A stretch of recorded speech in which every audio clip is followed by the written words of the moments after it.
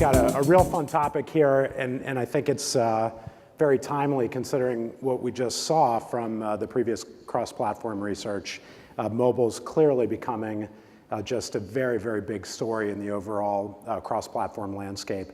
And it's hard to believe that we're the better part of 20 years into the PC internet process. Obviously in the mid-90s, the commercial internet, PC-based commercial internet, first got underway. And it's really just the last couple years that I think most of us would agree we've started to see the deep cross-platform understanding and insights like we just saw from ESPN. And also it's just the past couple of years that the industry's really started to settle around things that could be terms, standards, or even currency within the digital space. So we're now just a couple of years into what I think is even a bigger revolution, the mobile revolution. And I think the goal of those of us who have lived through those past 15, 20 somewhat painful, slow years is that as we go through this with mobile, we do it as an industry more tightly binded and hopefully with more efficiency and speed than we did the first time around. So that's what we want to talk about today. We've got three leading experts from three of the leading companies within the overall mobile revolution. So we're going to talk to them about what they see as the keys for foundation in building out a framework for mobile measurement. So we're going to actually start off with Mary Ellen Gordon from Flurry. And for those of you who don't know Flurry, they're an incredibly important company in the overall media ecosystem. And Mary Ellen's actually going to show us some research, which I think is literally being debuted right here for you guys. It's just coming out this morning. We've got one slide to show here. Can we actually pull that up? And Mary Ellen, I'll hand it over to you to tell us what we're seeing here. I think it kind of dimensionalizes the global importance of mobile. Sure. So just to set the context, Flurry is a mobile-only company. Since 2008, we've been providing analytics to app developers. We now provide analytics services in over 300,000 apps, reaching over 1 billion devices.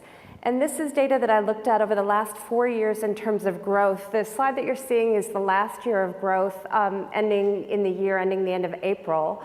Looking at growth around the world. And we heard the presentation just before from ESPN about how they're seeing growth here in the US. And the US did grow at 47% last year by our count in terms of active connected devices, which seems pretty phenomenal until I tell you that that puts the US in the bottom 5% of countries for growth. The countries in orange in the map are growing between 0 and 99%. The three countries in red had negative growth. Interestingly, one of those is South Korea, because we think the South Korean market is now saturated. It's replacing itself in terms of connected devices, but not growing anymore. But if you look at yellow, which dominates the map, all of those countries are growing between 100% and 199% in terms of active connected devices in the last year. The countries in the lime green, which is appropriate for today, were growing between 200 and 299% in the last year. And the darkest green, those countries grew over 300% in the last year in terms of their active connected devices. Okay, great. All right, so next we're going to go over to Christian Kugel from AOL. And Christian led up some research at AOL, which I think is really starting to be seen as foundational within the mobile industry. So Christian, will you talk us through that research and maybe some of the key insights from it? Absolutely. So we shared that at Rethink, so some of you might have seen it. We try to take a complete approach. Our aspiration, I should say, is to take a complete approach to mobile. That includes digital analytics, Flurry, primary research, qual and quant. And so what we realized is I think the industry was relying a lot on conventional wisdom, and that's a problem because a lot of times that stuff doesn't revolve around any human insight. So what we did is segmented 3,000 mobile moments among people 13 to 54. And what we found is, we didn't segment the audience, we segmented the moments because the phone plays multiple roles to any individual over the course of a day or week. And that's absolutely true, and we validated that in our data. I think what was interesting is we were really surprised to find that 60% of all the moments that people spend with their phones, excluding voice, email, and text, happen at home. So it begs the idea of what does mobile mean, and certainly from a user's perspective, it tends not to be as mobile as maybe we think it is. I think the other thing that surprised us was nearly half of all the moments occurred in what we named me time, which is all about unwinding, relaxing, and escaping. So think about the time that you spend on your couch, maybe when you're watching TV or doing something else at the end of the evening. And as we look at our own internal log data, a lot of that is really, really validated, especially with tablets. And we see an early peak in the morning. We see it kind of quiet down during working hours, and then the minute people get home, tablets start to, or people start to use their tablets to, access a lot of our content. So what we really tried to do was reorient our own organization and share those insights with our clients and agency partners to reframe what the strategic opportunity for mobile is. And I think if it's more around the canvas of me time and less about geolocation services, that opens up the opportunities for brands a lot more than maybe it had in the past. Great. Okay, good stuff. So Gunnard Johnson is from Google, and I think if you were thinking of it on the surface, the opportunity for Google would have just been to kind of extend its existing PC-based platforms into the mobile space. But Google always thinks big, and actually the mobile opportunity has meant launching the world's leading smartphone operating system platform, and by the way, going out and acquiring Motorola. So Gunnard, talk to us about how Google frames up the mobile opportunity and how you dimensionalize it. Thanks, Jonathan. I think today we see a world where consumers are constantly connected, and we see that connection and really mobile changing the way we stay connected, number one, the way we shop for information, as well as, most importantly, the way we find information. I think as Google, that constant connectivity means we're consistently moving, as we heard from ESPN, across screens. And in Google, we're thinking about devising that cross-screen understanding in everything we do, from YouTube to Google Now to all of our different services. One of the biggest changes we've made this year is with enhanced campaigns that combine both the desktop as well as the mobile experience into one, simplifying that experience for our advertisers and partners there. Okay, great. So it's very hard to measure something if you don't have a definition around what you're measuring. Do we even know exactly what mobile means? Is it by function? Is it by device? Is it by consumer activity? How do you guys think about defining what mobile is? Open it up to you, Mary Ellen. Okay, I tend to think of it as smartphones and tablets, but basically as we go forward and think of maybe Google Glasses and other things that might be coming, very portable devices, so easier to move around and use anywhere than your laptop. All right, Christian, you talked more about function or the context of the usage. Does AOL think about it differently? Well, mobile is really important to AOL because we create lots of content and people like to use different devices to access that content. I think in the latest Comscore multi-platform report, if you look at the number of people who use our properties and our brands on the desktop and then look at the incremental use for mobile, it's about 24% or so. So it's a healthy amount of people, and for some of our properties, upwards of 20 or 30% of our page views come from mobile devices too. So I think the definition of mobile probably depends on what exactly it is that you're trying to attack. And I do think though that because we call it mobile, it's probably a misnomer, seeing as how so much of the use does happen at home. It just, semantics and language are important, and it tends to frame what the opportunity is. But clearly tablets and phones do have a lot of overlap, especially in terms of measurement. So it's useful to lump those two things together. But as we're seeing, especially from our early adopter audience, our Engadget and TechCrunch users, we like to do a lot of research against them because they're canaries in the coal mine of sorts. And they've had the opportunity to not only use tablets for a long time, but turn those tablets or those behaviors into habits. And so, what we see from a lot of those guys is that it really is a device that stays at home. And we hear that from our telco partners as well as we try to get more tablet users to adopt data plans. So I think you have to think about it in terms of what's the device, because there's a measurement component to the device. What's the consumer usage need or the usage occasion, because there's an aspect of that that's really important if you're trying to communicate with them as a brand. And I think for us, understanding how we can make the content experience continuous across those screens is really, really important, because that's what they turn to some of our properties for, whether it's the AOL property or Huffington Post or Engadget or any of our other brands. And Gunnard, I think Google has a little different twist on the smartphone versus tablet world. Tell us about that. Historically and just to date, we've seen a growing proliferation of the number and types of devices, from PCs to tablets to smartphones to hybrids, or my latest new favorite category, phablets. And I think those categories, the lines of distinction have really blurred over time to really look at a context that's different. And the context there, we think, is the most important piece to really understand mobile in terms of your location, number one. Are you in a store? Are you out of store? Or are you at a hotel or an airport? The proximity, number two, to understand your closeness or direction to a physical location. Then number three, really the time of day or the day of the week, the contextual insights around those. And then finally, some of your information and awareness around how to put all those pieces together in a package.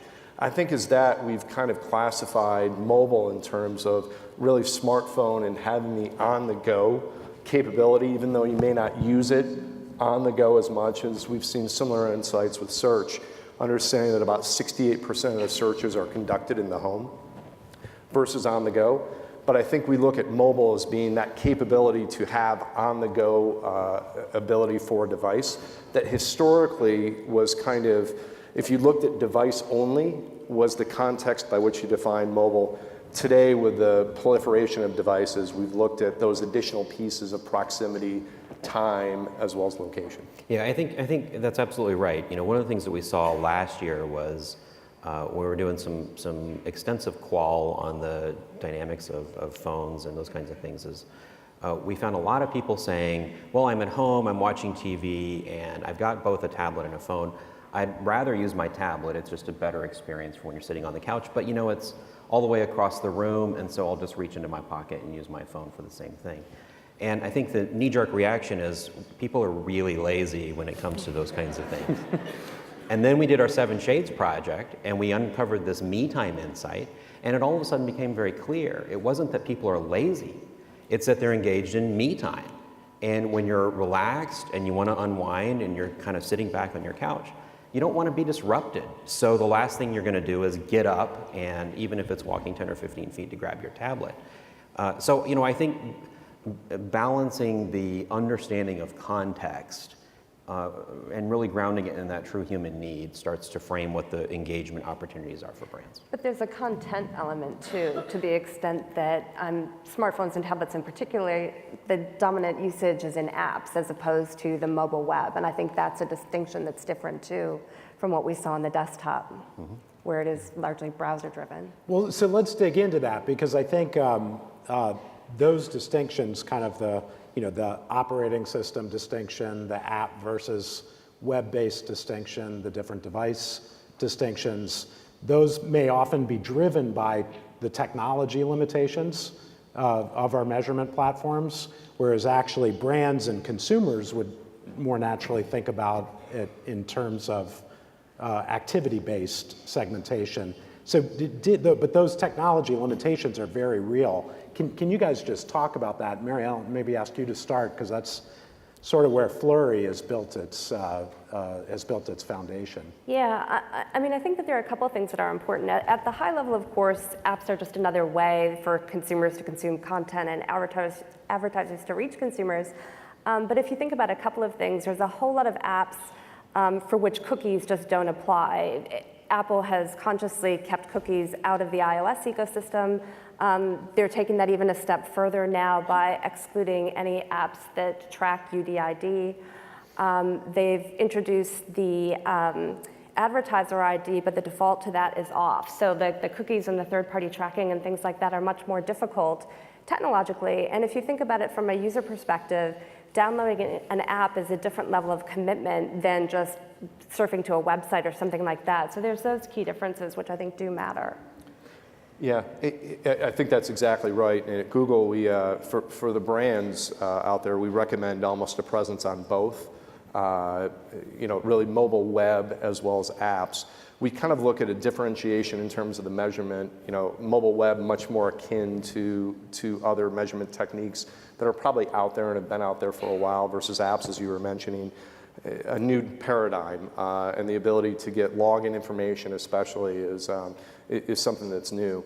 When we make recommendations for brands, we definitely look at the ability with the login information to have more of your most valuable customers and kind of a differentiated view there versus the mobile web that may be more happenstantial.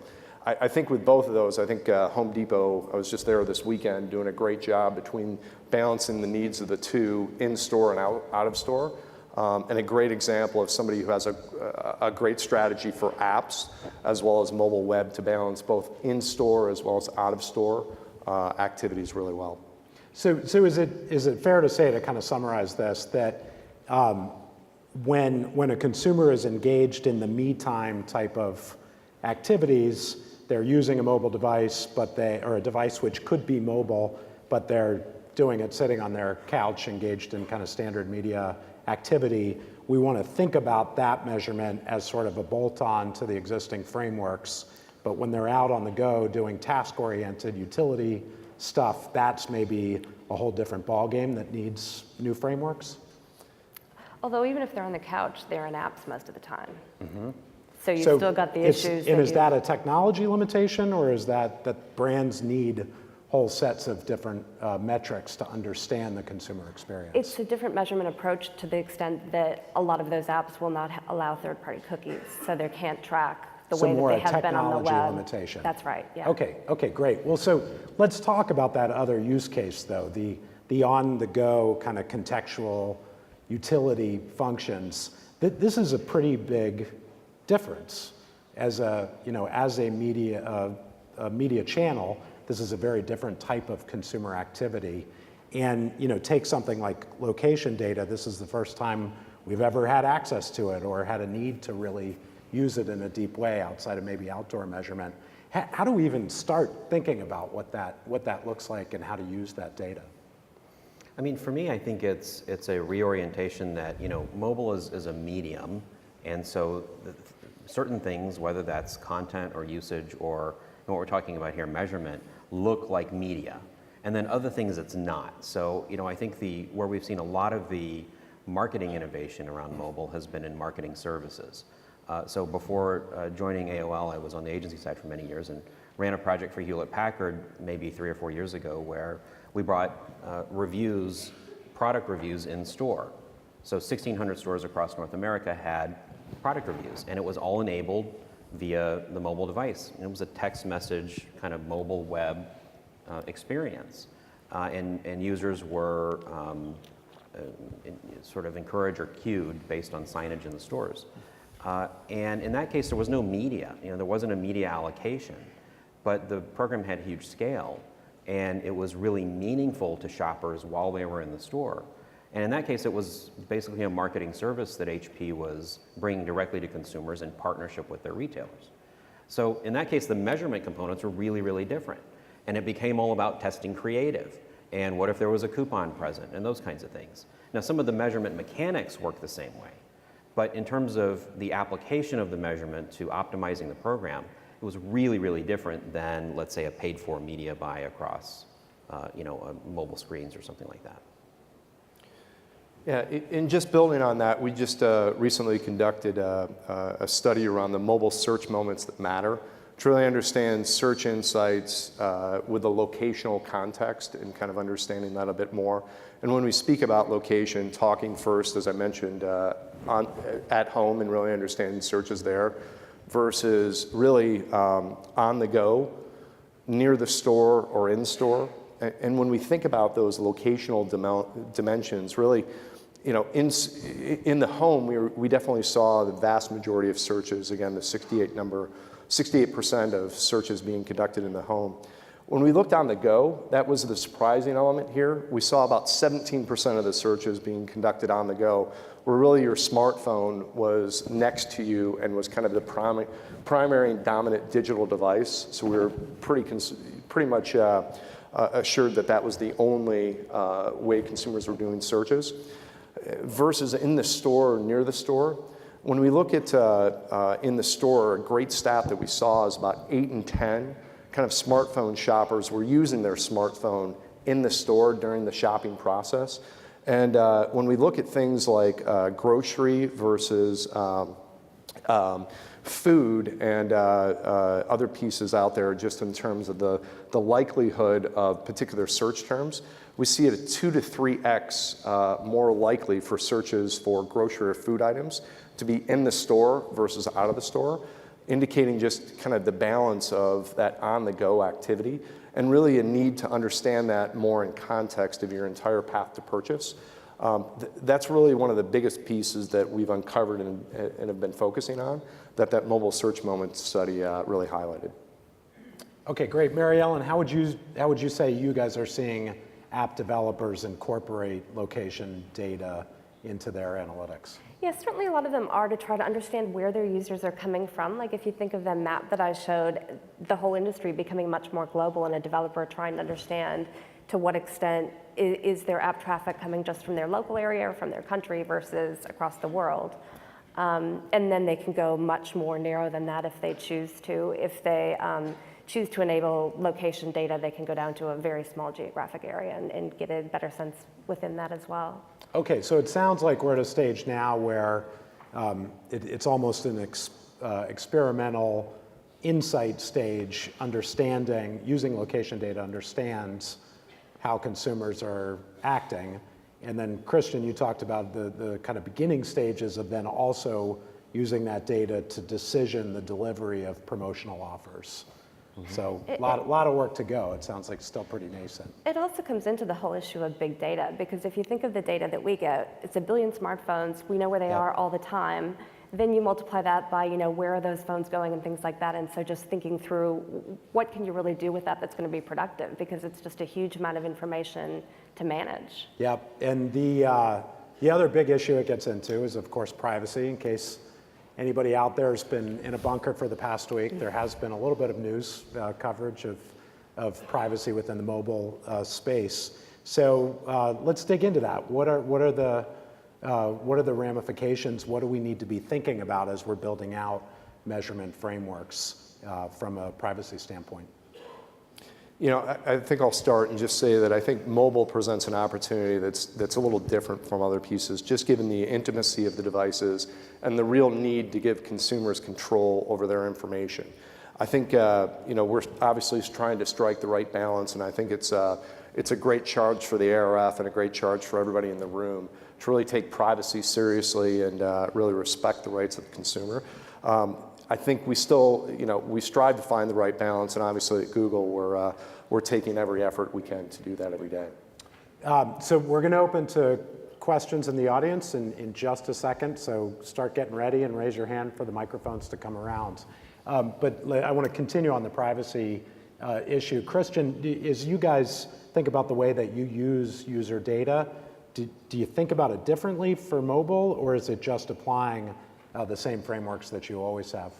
I think it's evolving as everything is evolving. And we have an entire team at AOL that focuses on privacy. It's a really important topic for us because of the legacy of what AOL started way back when we were charging people for access and had credit cards on file and those kinds of things. So it's really, really important, but it is definitely evolving. And I think part of it is, personally, I keep thinking that at some point consumers will have had enough and will finally revolt in privacy. But I think with what I felt was a relatively mild response to the news of the last week with the government stuff, I feel like maybe that's never going to happen, and consumers' understanding of the trade-off between privacy and content and tools and convenience might have passed some sort of tipping point here recently. So I don't know. Well, I think there's a lot to be learned, both from the consumer perspective, but also as this aspect of the industry shakes out. I think your 2 points, though, kind of go together in the sense of just giving the consumer choice. I mean, we already see that in terms of exposure to advertising, because if you think about it, in a lot of cases, consumers can choose between getting a free app that's supported by advertising or paying 99 cents often to completely avoid advertising. And we see them voting with they're not paying to get the version that is subsidized by advertising, even though they might say they don't like advertising. I think we can do more of the same in terms of targeting and tracking and things like that, and giving them the choice of, do you want the more relevant ads, in which case you might have to give up some information, but at least you know that you're doing that, versus a choice of, I don't want to be tracked, and therefore I understand that I might get cat food ads if I don't have a cat. Great. Let's open it up to questions.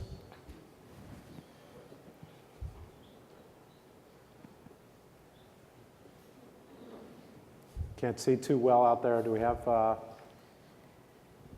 any brave first question askers?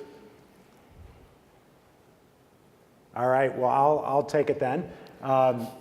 So you talked, Christian, a little bit about the concept of mobile promotions, but I know all three of you are thinking a lot about how we move from the direct response-based marketing, which has been the bulk of mobile marketing to date, into setting mobile up as a big friendly place for brand advertising.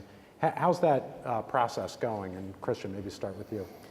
Well, you know, I think as we rolled out our 7 Shades research and started to talk about me time and the expectations of me time, one of the things that we found is ads that focus on different mindsets, like accomplish or shop or those kinds of things, tend to actually do pretty well when people are engaged in those mindsets. But so much of the creative that's out there has a very strong call to action of, you know, download this, click here, swipe this, whatever.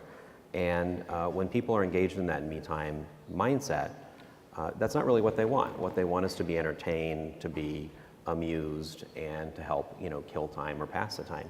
And so I think what that does is it just expands the opportunities that brands have to effectively engage with people. So I would say that's one. I think the second thing is, one of the things that we saw a lot, and I think this is particularly true in apps, is apps tend to be optimized for one action or one activity. And so the metrics that are captured tend to help in optimizing that. And the problem is, if you're using an e-commerce app by, you know, one of your favorite retailers, sometimes you don't always want to transact. Sometimes you just want to use it like you might want to use a printed catalog. 80% of our early adopters say that tablets are the perfect shopping devices. They don't say the perfect transacting devices, but it's shopping in the sense that you're on your couch, much as you would pick up a catalog and thumb through it and get ideas, people are using their tablets the same way. Now, the brilliance is you can continue it across the entire shopping cycle, product discovery, research, transaction, and the whole thing. But most retailers don't recognize the upfront part. They focus on optimizing to the transaction. And so my sense is that they're probably leaving a lot of opportunity on the table. Now, I'm not an app developer, but if I were, what I would do is try to build in signals into the navigation up front in the first screen or so to try to get a sense as to what the user was trying to accomplish. And if it's just browse and product discovery, that turns into a very different experience than it's, I know I need to buy something because, you know, my sister has a birthday and I just need to get her a present or something like that. Yeah, and just building on that, I think that's a huge challenge today in mobile's role and kind of the path to purchase. I think, you know, when we think about the brand and direct response use cases out there, you know, I think we've started down the line of a direct response conversion aspect and mindset. But I think the big opportunity, especially given kind of the personal nature of mobile, the tactile environment, that just offers a really rich canvas for brand opportunities. I think there's a tremendous potential there, but I think we're still kind of suffering from a brand metrics deluge of data and metrics. I think where we have seen and have been successful on the direct response side is really defining some new conversions for mobile, be it click to call, being it direct to app, direct to another website, purchase from a website, or actually showing up and converting in store. The great news is when we look at just on the Google side on search, about 3 in 10 or about 30% of the searches actually result in a direct conversion of one of the conversion types I just mentioned. I think the challenge we're seeing, again, is not one of conversion. It's really one of brand measurement to understand, similar to other channels and avenues out there, of really how to understand what's the best way to represent that. And that's really, I think, our big opportunity is to understand, as Christian was saying, kind of, again, that path to purchase and really mobile's role in the entire understanding the ecosystem. All right, great. Well, we're out of time. Let's have a round of applause for a great group of panelists.